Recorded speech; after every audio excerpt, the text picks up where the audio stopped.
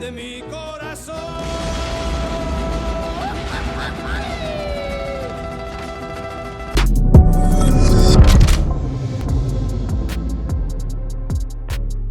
All right. Hey, how you doing, Congressman? What's going on? Is Donald Trump speaker yet?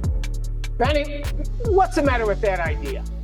Tell me, the leader of our party, I think it would be great. Listen, we just got through the fourth round of voting. Right now, there's 219 members. I'm looking at my sheet. Tom Emmer finished the number one with 107 votes. Mike Johnson out of Louisiana, 56. Byron Donalds and Kevin Hern tied at 25 each. And then just before I walked into this interview here, Byron Donalds is withdrawing his nomination. So we're down to Emmer, Johnson, and Kevin Hern. And then we have another vote here coming up shortly. So what is your take on Tom Emmer?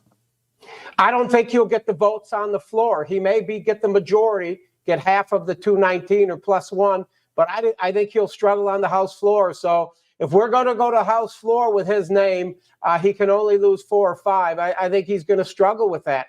If we take Emmer's name to the floor, he knows, and just about everybody knows, I will be nominating Donald J. Trump for Speaker. Wow. So you won't vote for Emmer?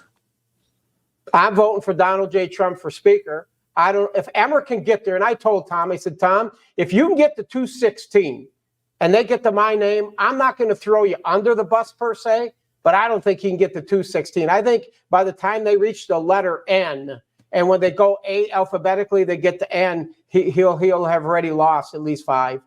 Wow. Members. So you're saying that this will continue, the floggings shall continue. This has just been a mess. I think the American people are frustrated. I was in my district over the weekend. Like, what the hell are you guys doing up there? Yeah. Let's just make this plain, easy, simple.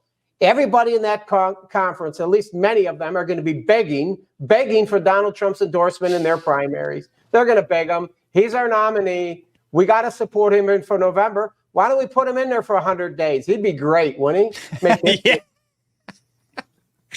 He's endorsed your idea. Of course, you saw him posting the memes of him as speaker. Donald Trump holding up with a MAGA hat. MAGA hat stays on, Congressman. Donald Trump holding up the speaker's gavel.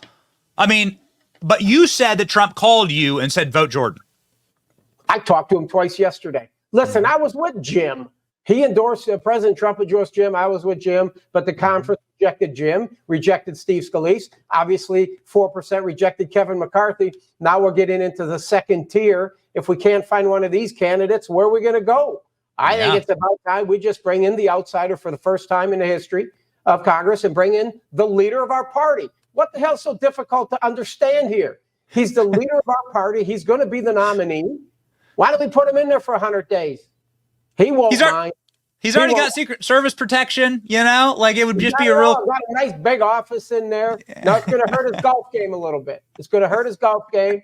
He's going to be busy, but that's all right. He'll do it. He'll do it for this country because he loves this country. He loves it. Are you playing the long game here? Because then you impeach Joe Biden and Kamala Harris and Trump becomes president?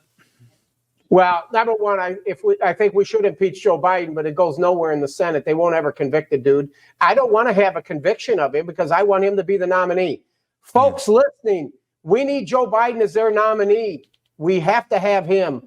Donald Trump will crush him in 2024. Listen, Joe, drink your warm milk at nighttime and get to bed early. Stay healthy, pal. We need you as their nominee. We need you to be the Democrat nominee because Donald is going to have fun with you. He's going to have fun with you. Can't hide in the basement. COVID's gone. COVID's gone. You cannot hide in the basement. So we were hiding in the basement after Jim Jordan withdrew his candidacy. We were so upset. This audience, I'm telling you, Congressman Troy, this audience loves Jim Jordan and wanted so badly Jim Jordan to become speaker, along with what I personally believe is a vast majority of Republicans. I haven't found a single Republican voter that would have had a problem with Jim Jordan as speaker. Most of them were full on, they would have loved it. And so what the hell happened? Can you explain this to us? Well, I think the reality is that the base that elects people like me and others in very strong red districts, we all support and love Jim Jordan. But the base, unfortunately, doesn't control this conference. It just doesn't. It's the establishment that controls what takes place up here in this conference. So you had 23 or so that just said they were never going to vote for Jim Jordan for any reason whatsoever. It is what it is. I had my concerns early on. I didn't think Jim could get there. He had my support. I could be, yelling from the rooftops, Jim Jordan's the only guy, but he just couldn't get there. He wasn't going to get there. In the end, he had to make that decision, and I know it hurt a lot of people. The American people are thinking, if it's not Jim Jordan, then who? Well, now here we are, 3 weeks later. I'm saying bring in the closer, bring in the leader of our party, bring in the guy that demonstrated strength for the entire globe to witness while he was president. Bring him in here for 100 days. Let him fix this mess, and then he can go to the White House next year. So I love it. I love the idea of Donald J. Trump being the nominee and being the speaker for 100 days. I know you got to run, Congressman. Very quick final question. Have you spoken with Donald Trump about this? Has this reemerged? Donald Trump said Jesus maybe could come back and run for House Speaker, but again, have you spoken with Trump? Do you have any indication that Trump would potentially accept this? Manny, what I do know is he loves this country and he will help in any way he can. If we would recruit him and nominate him, I feel certain that he would take this position for a temporary period of time. He's got an election to run, but I've said to myself, why not 100 days? Bring him in here for 100 days. Listen, the primary's over, Benny. Primary's over. The governor of Florida, all these guys, just cancel all the damn debates. There are no debates. Donald Trump's the nominee. Let's bring him on in here for 100 days and fix this mess. He can bring us together as a conference. He can unite this conference. He's going to unite the American people, and we're going to see world peace again when he becomes president in 2024.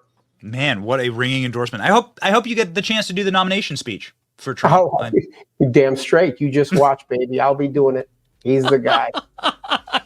Congressman, we love you. This audience loves you. Everybody go follow Congressman Troy Nehls of Texas on X, and please support his work. Pray for him as he is one of the very few fighters who actually has your best interests in mind and supports the base and listens to the base. Thank you, Congressman. God bless you, Benny, and all your listeners.